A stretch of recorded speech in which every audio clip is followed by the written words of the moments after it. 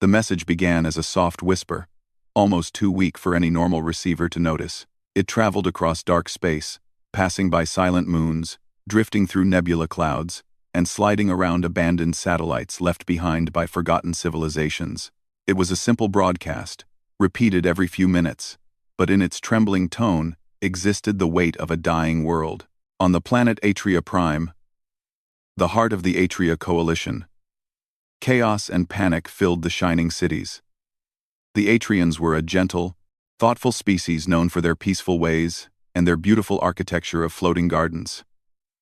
They preferred art over war, diplomacy over conflict, and calm discussion over panic. But on this day, even the most patient of them felt fear. In the great hall of harmonious voices, a tall, glass-domed structure in the center of the capital, the Council of Atria gathered for an emergency meeting. Thousands of light crystals flickered at the edges of the room, reacting to the emotional atmosphere. Today, they glowed with an anxious blue. High Counselor Ceres stood before the assembly. Her long silver markings, symbols of leadership, glimmered under the hall lights. She raised one trembling hand and activated a hologram. A massive projection of a star appeared, surrounded by a ring of strange distortion. "This is the third star we have lost," Ceres announced, her voice quiet but steady. "The same wave that consumed the others now moves toward our home system." The crowd murmured nervously. Even the calmest Atrian felt a chill. They called it the null wave, a silent cosmic phenomenon that moved with slow, certain purpose. It erased energy signatures, destabilized stars, and swallowed entire systems without creating any visible destruction. It behaved almost like a natural event, but also strangely coordinated. As if following a hidden pattern, no known technology can stop it, Ceres continued. No shield, no barrier, no redirect attempt has worked. We sent messages to every major civilization asking for aid. A hush fell over the room. Most did not answer, Ceres said. Those who responded only wished us good luck. Around the chamber, despair settled like a heavy fog. The Atrians valued peace. Yes, but they also valued hope. And in this moment, hope felt distant. A junior counselor stepped forward, his voice cracking. "So what do we do now? Who else is left to ask?" Ceres inhaled deeply. "We send one final message. Across the entire galaxy. Across every channel. Across every frequency. Even those we normally do not use." Her eyes narrowed slightly. "Even the outer colonies. Even the Deathworlders." A wave of surprise moved through the hall. "Humans?" someone whispered. "Impossible," another muttered. "They are unpredictable. They live on a world where everything tries to kill them. They are reckless. They are young." Ceres raised her hand for silence. "Yes, they are Deathworlders. And yes, their nature is different from ours. But they act when others hesitate. And right now, action is what we need." The council argued for almost an hour. Some feared the strange human species. Others doubted they would help. Still others thought it pointless to call anyone at all. But in the end, desperation overcame hesitation. A vote was taken. The message would be sent. Atria Prime's largest transmission tower, a tall spire of shimmering blue metal, powered up once again. Its energy rings spun faster and faster until the very ground trembled under its vibrations. The encoded message, simple, direct, and filled with emotion, was released into the deep void. Across star clusters, through asteroid belts, and across the edges of unexplored space, the cry for help echoed. "To any who receive this, please, our system is in danger. Our people are afraid. We do not know how long we have left. If you can help us, please come." For long moments, Atria Prime waited, and the galaxy remained quiet. Thousands of light years away, on the edge of a spiral arm, a very different world floated around a yellow sun. Its skies were stormy, its lands wild and varied, from frozen poles to burning deserts, to jungles full of life and danger. This was Earth, home of the humans. To the rest of the galaxy, Earth's environment was a nightmare. Everything seemed hazardous.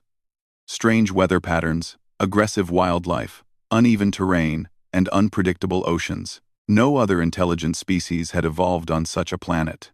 Because of this, humans were labeled Deathworlders beings, shaped by harsh surroundings, blessed with strange resilience and unusual adaptability.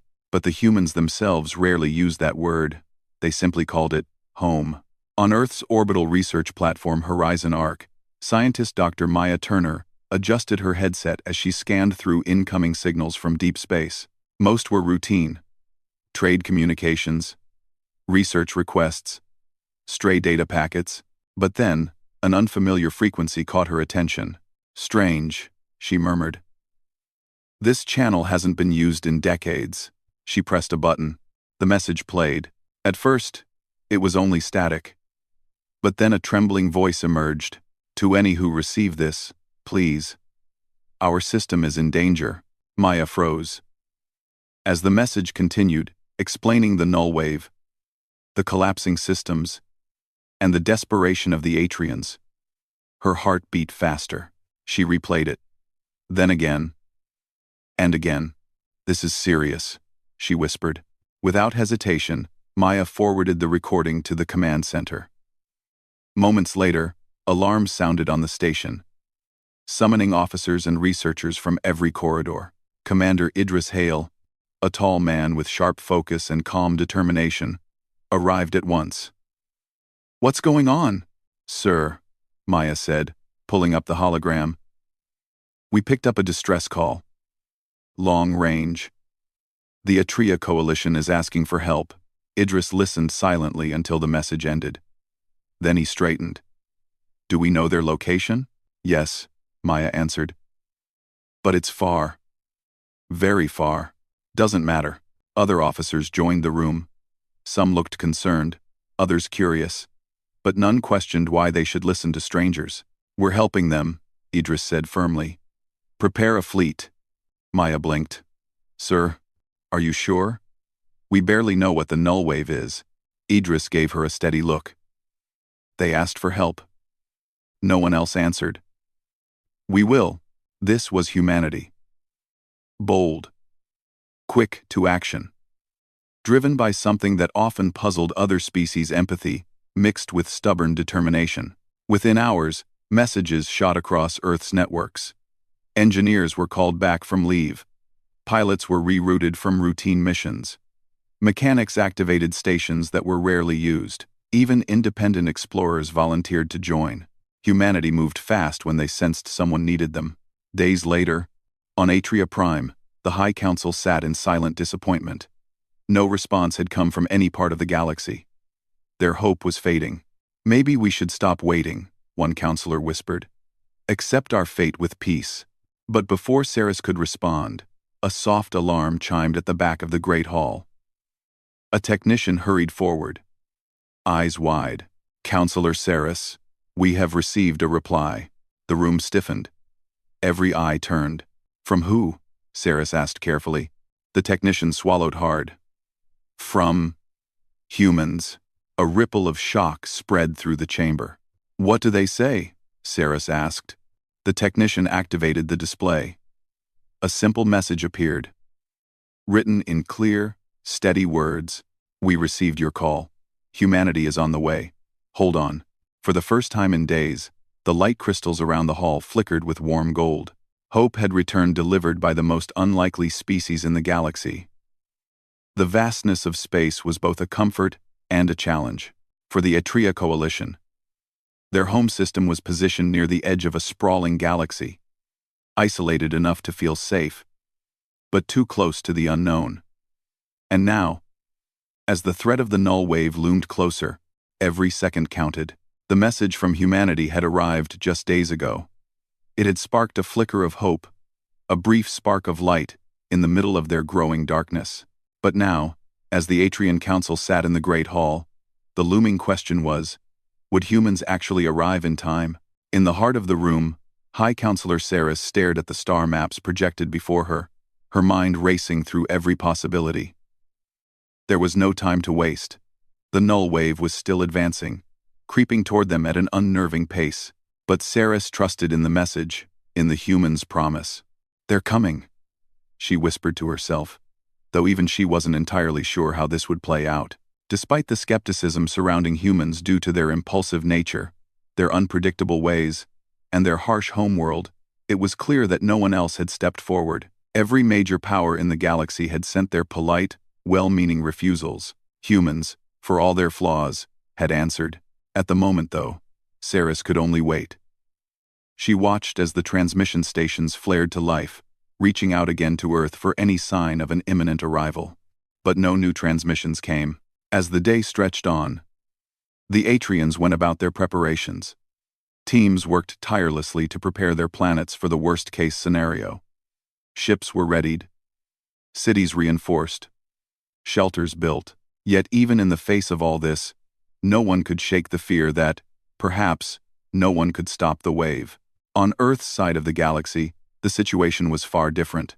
The human fleet was small, certainly nothing close to the grand armadas of galactic empires, but it was moving quickly, packed with determination. The ships were ragged but reliable, designed to withstand the worst of space's dangers. These ships weren't luxury cruisers or warships, but gritty, battle-tested vessels built for expeditions, exploration, and, when needed, sheer survival. The Astra Vanguard, the flagship of the expedition, was a sharp-looking vessel with sharp, angular lines and a powerful thrust system.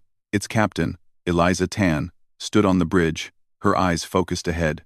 She had spent years in deep space, navigating the most unpredictable corners of the universe, but nothing quite compared to this mission. "ETA?" she asked, voice calm yet expectant. The ship's communications officer, a young officer named Liam, checked the readings on his console. His fingers moved swiftly, pulling up data, charts, and sensor information. "We're about 3 days out from the Atria system, Captain."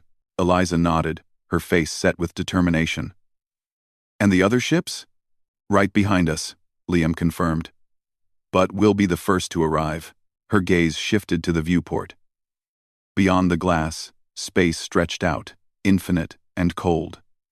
In the distance, the faintest shimmer of stars lit up the otherwise dark sky. She couldn't help but feel a twinge of awe. Humans had come so far from their small, dangerous world, and yet, here they were on the verge of possibly saving a peaceful species on the brink of extinction. "All right," Eliza said, her voice sharp with focus. "Prepare for arrival. Let's make sure we do this right." Back on Atria Prime, Saris sat with her hands folded before her, the flickering images of stars projected above her. She looked tired, everyone was. The weight of leadership had taken a toll on her, but she kept pushing forward. There was no time for self-pity. A glance at the city's skyline, visible through the transparent walls of the council chamber, reminded her of the beauty of her world, and how easily it could all be lost. Then, as though summoned by her thoughts, the communication tower chimed, a soft ping at first, then, louder. "High Counselor Saris, a message from Earth," the technician announced, his voice almost incredulous. Saris straightened. Her heart raced. She had been waiting for this moment, and now it was finally here. "Play it," she said, her voice quiet but filled with anticipation.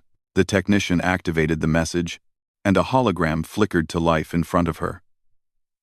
It was a woman, wearing a military uniform.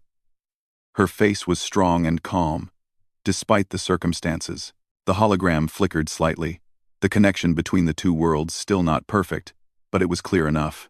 "This is Captain Eliza Tan of the Astra Vanguard, calling the Atria Coalition. We've received your message. We're on our way," the human captain said, her voice firm but warm. "Our fleet will be arriving in just under 3 days. We'll do what we can to help you." Saris blinked in disbelief. The humans were not only coming, but they were determined to help. She didn't know much about these Deathworlders, but one thing was clear, they were not afraid to act. "There's no time to waste," Saris muttered, her voice almost a whisper. "We must prepare." But then, something happened that Saris did not expect. The technician who had been monitoring the transmission raised his hand. "There's more," he said. It seems there's another part of the message. The room grew quiet again as the new transmission began. This time, a male voice came through. A voice that sounded like it had been through countless battles and missions before. "This is Lieutenant Jonah Marks of the Astra Vanguard. We'll need your help. The null wave isn't just some cosmic event. We believe it's being directed." The room erupted in confusion. Directed? How could something like that happen? Saris, though, felt a cold weight settle in her chest. Directed? By whom? One. Jonah's face hardened as he spoke. That's the question we're trying to answer. The null wave may not be a natural phenomenon after all. We think there's something or someone controlling it. It's not just a force of nature. It's a weapon. The message ended abruptly, leaving the Atrian Council in stunned silence. A weapon. The thought didn't sit well with anyone. The null wave, which had seemed like an unstoppable natural disaster, now appeared to be something more sinister. Someone or something had intentionally set it in motion. The thought was chilling. Saris quickly stood up. "We must inform the people of this immediately," she said. "Prepare for the humans' arrival, but also for the worst. If there is someone controlling this wave, they will have more tricks up their sleeves." As the Astra Vanguard drew closer to the Atria system, the humans began to make their final preparations. Despite their fear, there was an air of excitement. This was what they did best: face the impossible and find a way to survive. Captain Eliza Tan stood on the bridge of her ship, staring out at the swirling nebula ahead. She had led missions through black holes, navigated asteroid fields, and even survived planetary explosions. But this felt different. The lives of millions depended on her, and she couldn't fail them. "Captain," Liam said, drawing her attention. "We're entering the Atria system." Eliza straightened. "Time to see if the rumors about these Deathworlders are true." With a confident, determined smile, she gave the order to proceed. The Atria system was quiet as the first of the human ships entered its borders. The skies, usually serene and calm, now felt electric with the sudden arrival of these outsiders, Deathworlders, as the Atrians had heard them called. The humans had promised they were coming, and now they were here. The Astra Vanguard, the flagship of the human fleet, led the way. Its sharp, angular silhouette cut through the starry void like a predator in the night. Behind it, the rest of the fleet followed, sleek, rugged ships with worn exteriors, but clearly designed for battle. The humans had arrived, but no one knew what would happen next. High Counselor Saris stood in the observation deck of the Central Command building, her hands clasped behind her back. She gazed out at the human ships as they approached, each one seeming to pulse with life. She could see the subtle shifts in the way the ships moved: practical, purposeful, like a coordinated unit, rather than a random collection of vessels. A technician hurried into the room, his face pale with anticipation. "High Counselor, the human fleet has just entered the system. They are requesting permission to land." Saris nodded, her mind racing. There were so many unknowns. The null wave was still advancing, its shadow growing larger with every passing moment. But now there was a new unknown. The humans. What kind of people were they? How could they help in such a crisis? She had heard the rumors, stories of humans surviving on a death world, thriving in environments where every step could be a step toward danger. But how did that translate into saving an entire civilization? "I'll meet them on the surface," Sarah said finally. "Prepare for their arrival." The landing was quick, as if the humans didn't care to waste any time. The Astra Vanguard touched down first, a graceful landing on one of the few open plains near the capital city of Atria Prime. As the ship's hatch slowly opened, a small crowd had gathered, mostly high-ranking officials and scientists. They stood at a respectful distance, watching the humans descend with a mix of curiosity and caution. Captain Eliza Tan stepped out first, her boots clicking softly on the grass. She was tall and strong, her face set with the kind of determination that made her look like she was prepared for anything. Behind her, a team of soldiers followed, each wearing a uniform that seemed a little out of place on this peaceful world. Their posture was alert, their eyes scanning the surroundings with a sharpness that made the Atrians uneasy. Eliza surveyed the crowd before her, her expression unreadable. Then, her eyes landed on Saris. "You must be High Counselor Saris," Eliza said, her voice calm but firm. "It's a pleasure to meet you in person. I'm Captain Eliza Tan, and this is my crew. We're here to help." Saris hesitated for just a moment, before extending her hand. "I'm honored to meet you, Captain. We've been waiting for your arrival." Eliza shook her hand firmly. And Saris couldn't help but notice the calluses on the human's palm, the signs of someone who had seen real, physical struggle. The human leader had clearly lived through more than just academic challenges. "The message you sent was clear," Eliza continued. "We'll do what we can to help. But first, we need to know everything you've learned about this null wave." Saris nodded. "Please, follow me." She turned, leading the humans toward the command center, where the Atrian scientists had gathered their most recent findings. As they walked, Saris couldn't help but study the humans. Their movements were precise, quick, like they were already calculating every potential threat in the environment. She had expected them to be cautious, maybe even awkward in this unfamiliar territory, but there was none of that. They acted with the confidence of beings who were used to operating under pressure. When they arrived at the command center, Saris led Eliza and her team to the round table where the best minds of the Atria coalition sat, hunched over their monitors and working tirelessly to make sense of the null wave. "Everything we've learned tells us that the null wave is a natural phenomenon," one of the Atrian scientists explained, his voice trembling slightly. "But it's behaving differently than anything we've ever seen before. It's almost as if it's following a pattern, as if it's directed." Eliza raised an eyebrow. "Directed?" She exchanged a quick glance with Lieutenant Jonah Marks, who had been quietly observing. "Yes," Saris said, her voice heavy with concern.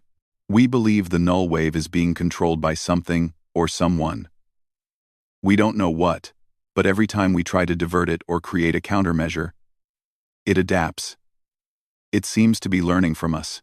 Jonah stood up, his posture strong and decisive. "We've dealt with things like this before," he said, his voice low but steady. "On Earth, we call them predators. And predators learn. They adapt. They evolve to survive." He paused, his eyes scanning the table. "We just have to think like them." Eliza nodded. "That's right. We'll need to fight back, but we have to be smart. No straight lines, no obvious moves. We'll have to trick it." The Atrian scientists exchanged uncertain glances. "How do you propose we trick it?" one asked. "This isn't just a creature we can outwit."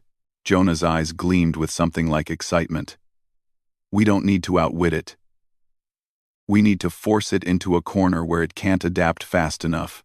The conversation turned into a flurry of activity. Humans and Atrians working together, thinking through possibilities, sharing knowledge. It was a strange but exhilarating feeling. The Atrians were accustomed to calm, methodical planning, where everything had its place and its time. But the humans? They brought something else to the table: raw energy, creativity, and a daring attitude that made even the most experienced scientists pause and think. For hours, the two groups of beings worked side by side, with the Atrians focusing on their technology and the humans offering suggestions, some of which seemed almost reckless. But the humans' confidence in their ability to make the impossible work started to influence the Atrians. Slowly, they began to believe that maybe this was the right approach. After all, humanity had survived on a planet where nearly every form of life could kill you.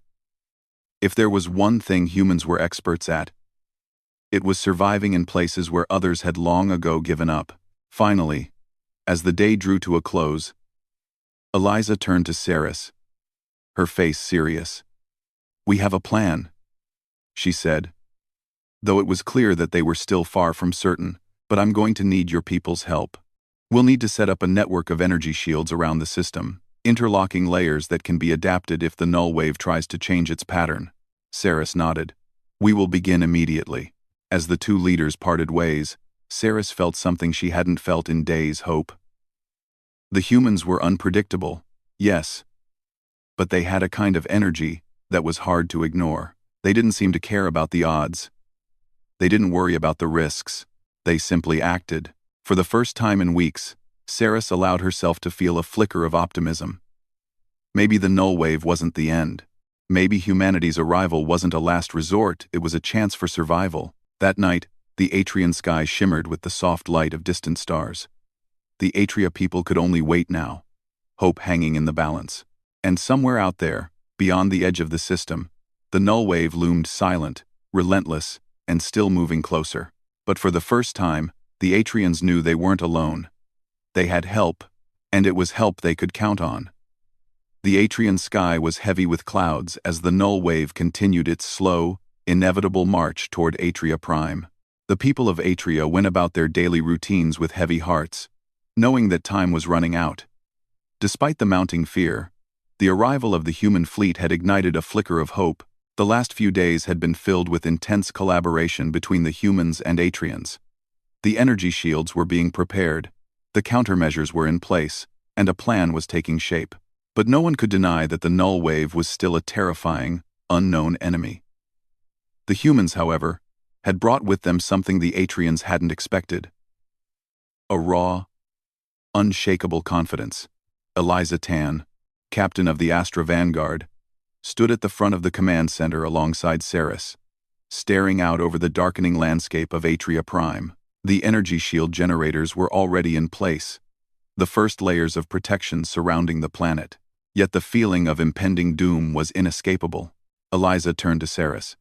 "We've done everything we can, but we're still not sure if this is going to work." The null wave. "It's unlike anything we've faced." Saris looked at her, the weight of the situation settling in. "We've never faced anything like this either, but we do know one thing. We cannot let it take us. We will fight, even if we have to do it with everything we have." For this, there was no more room for doubt. The Atria coalition had already asked the galaxy for help, but the message had been met with silence, even mockery from some of the more powerful civilizations. The Atrians had already known that if they were to survive, they would need to rely on themselves and the humans. The Deathworlders had responded when no one else had. And now, they were their only hope. Inside the central command station, the human and Atrian teams worked in unison. Jonah Marks, the human lieutenant, stood with his arms crossed, studying the holographic display of the null wave's trajectory. Beside him, Atrian scientists analyzed readings on their advanced consoles, but no one was speaking. The tension in the room was palpable. "It's almost here," Jonah muttered, his voice low but urgent. "We've got one shot at this." Eliza approached, her face set in grim determination. "What's the situation? Can we expect a breakthrough?" Jonah glanced up at her, his eyes tired but focused. "Maybe. We've got to make sure the energy shields hold. But the wave isn't just attacking from one direction anymore. It's splitting, fanning out. We've never seen it behave like this." Eliza thought for a moment. The null wave had always been a singular force, moving in a straight line. But now, it was splitting, adjusting its pattern in response to the shield's energy. The null wave, it seemed, was evolving. "We need to think differently," Eliza said. "We need to anticipate its next move. It's watching us. It's learning." "I don't think we have much time to guess," Jonah replied grimly. Eliza took a deep breath. "Then we don't guess. We act." The human fleet had spent the last few days setting up the energy anchors across the system, with each ship positioning itself at key points to support the network of shields.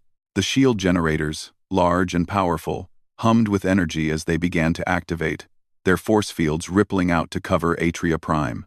The atmosphere was tense as the first layer of the shield flickered to life, forming a glowing, translucent dome around the planet.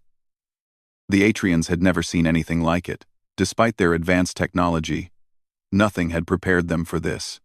The sheer scale of the human operation was something they hadn't expected. In a matter of hours, the humans had transformed Atria Prime into a fortress. Shields are at full capacity, one of the Atrian engineers reported. But we need more power to sustain the barrier for long enough. Eliza glanced at the readings on the console and then looked over at Jonah. We'll need to draw on the planet's resources. The shields are fine for now. But if we don't have enough energy to maintain them, the null wave will tear right through. Jonah nodded. We'll have to take a risk. Saris, who had been silent up until now, approached the console. What kind of risk? What? Jonah's face was grim. We can't keep this up forever. The null wave is adapting. But if we overload the energy system, we might be able to force the wave into a pattern it can't break. We're going to have to do the impossible. Saris didn't flinch. She had seen the Atrian people survive countless challenges. But this was something different. And now, she realized, the humans were the ones offering a solution. We'll do it, she said simply. We have to. The countdown to the null wave's arrival was beginning. The last few moments were filled with frantic preparations. The human fleet, now in position around Atria Prime, readied their final defense. An overload of the energy system, a risky maneuver that could either destroy the wave or doom them all. Eliza Tan stood at the helm of the Astra Vanguard, watching the planet she had come to respect as if it were her own. It had been an unlikely alliance, humans, Deathworlders, saving the peaceful Atrians, but now, as the null wave neared, they were all united in one final, desperate act. All ships, prepare to activate the energy overload, Eliza ordered. Her voice was steady, but even she felt the weight of the moment. We don't know what will happen, but if we do this right, we might just stop it. The fleet members acknowledged the order, and the energy began to surge. The shield generators hummed with power, more than they had ever been asked to handle. A blinding light erupted from the surface of Atria Prime, as the massive energy anchors poured everything they had into the shields. The planet itself seemed to pulse with energy, sending ripples through the shield dome. Jonah watched the screens intently. The null wave was closing in. Here it comes, he whispered. Stay focused. This is it. The moment the null wave hit the shields, the planet seemed to shudder. The energy reverberated outward, the entire atmosphere shaking with the force of the wave's impact. But the shields held. For a brief moment, the galaxy held its breath, and then, the impossible happened. The null wave, which had been tearing through stars, began to bend. It started to shift, to fracture. And for the first time since its appearance, it stopped its advance. The shields are holding, one of the Atrian engineers shouted. It's working. Saris could hardly believe it. The null wave, which had seemed like an unstoppable force, was now retreating. The shields, now fully powered and reinforced, had forced the wave into a distorted shape. It no longer followed its single, unyielding path. Instead, it was scattered, fragmented by the overload. We did it, Jonah said softly, almost in disbelief. Eliza turned to Saris, her face breaking into a relieved smile. We did it. We saved your people. Saris looked up at the sky, now cleared of the dark shadow that had loomed over them for so long. For the first time in weeks, she allowed herself a moment of peace. The Atrian people had survived. They had faced extinction, but they had not given up. And thanks to humanity's courage and their refusal to turn away when everyone else did, the galaxy had one more chance to thrive. The Atrian people celebrated long into the night. The null wave had been stopped, and Atria Prime was safe for now. The humans had kept their promise, and they had proven something much more important. When the galaxy turned its back, humanity would be there. The Deathworlders had come through when no one else would, and for the Atrians, that was the greatest gift of all.